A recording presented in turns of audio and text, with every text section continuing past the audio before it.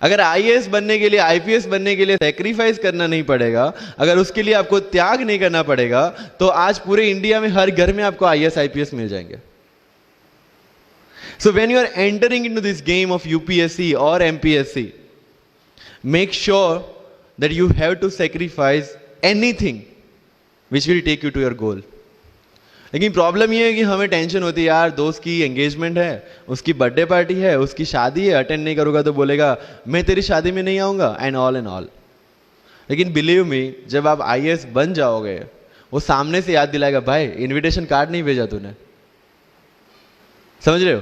तो जो कुछ भी इसके लिए सेक्रीफाइस कर रहे हो, वो जब आप उस पोस्ट पे पहुंचोगे, सब कुछ वर्थ है, सब कुछ. मैंने जो मेरा इंटरव्यू था यूपीएससी का, मुझे एग्जैक्ट डेट याद है, 23 मार्च को मेरा इंटरव्यू था. 20 फरवरी को मुझे हॉस्पिटल में एडमिट किया गया क्योंकि मुझे इन्फेक्शन हो गया था बॉडी में, एंड बहुत हाई फीवर था, तो आईवी के अलावा कोई ऑप्शन नहीं था. 1 मार्च को ठीक होके मैंने सोचा चलो दिल्ली निकलते हैं. 2 मार्च को मैं दिल्ली पहुंचा. 3 मार्च को वापस से टॉन्सिलाइटिस का अटैक होने की वजह से फ्लाइट लेके वापस से Palanpur, Ahmedabad. Again hospitalisation. 15 March को I got relieved from the hospital.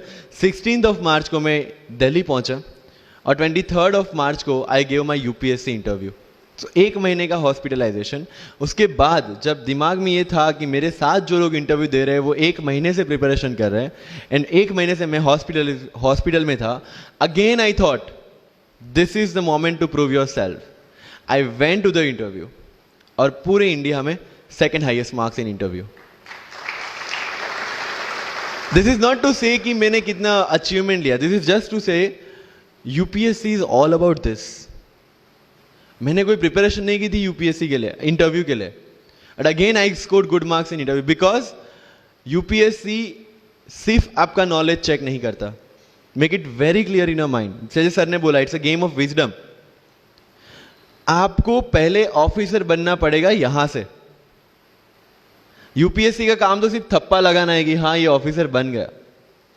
जितने भी आईएएस आईपीएस ऑफिसर्स को आप मिलोगे, you will realise this thing कि ऑफिसर वाली क्वालिटीज इसमें पहले से है. आप जब प्रिपरेशन स्टार्ट करते हैं तभी से समझ लीजिए कि आपकी आईएएस और आईपीएस की ट्रेनिंग भी स्टार्ट हो गई. बिकॉज जो क्वालिटीज आपको चाहिए as an officer, as a IAS, as an IPS, क्या क्वालिटीज चाहिए? फर्स्ट ऑफ ऑल कॉन्फिडेंस, कि जब आप उस सीट पे बैठते हैं, आपके सामने कोई भी क्वेश्चन आएगा, you will be able to handle the issue. ये कॉन्फिडेंस लेके आपको उस सीट पे बैठना है. यही कॉन्फिडेंस चाहिए when you start the preparation. Decision making. अगर हर एक टॉपिक पे आप हर एक कोई को पूछने जाते हैं, भाई इसमें कौन सी बुक पढ़ूं, इसमें क्या पढ़ूं, इसमें क्या करूं, then you are not suitable for this exam. लोग बोलते हैं कि 1 साल में प्रिपरेशन, जैसे मैंने जून 2016 में मैं दिल्ली गया, और जून 2017 में मैं अपियर हुआ, and I clear UPSC and GPSC. People से कि सर 1 साल की मेहनत में आपने एग्जाम क्लियर कर दिया. यस, टेबल और चेयर पे बैठ के करने वाली मेहनत 1 साल की थी, लेकिन उसके पीछे की मेंटल प्रिपरेशन कितनी पुरानी थी. जब मैं प्राइमरी स्कूल में था तब सोचा था कि आईएएस बनना है, और तब से मेरी जो जर्नी है, तब से मेरा जो टेम्परामेंट है, तब से मेरा जो एटीट्यूड है, वो इसी डायरेक्शन में था. जब कॉलेज में था तब मैंने एनजीओ स्टार्ट किया.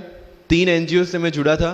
जब लोग सोशल मीडिया, व्हाट्सएप और फेसबुक पे बिजी थे, मैं वहां स्लम में जाके बच्चों को पढ़ा रहा था. क्यों?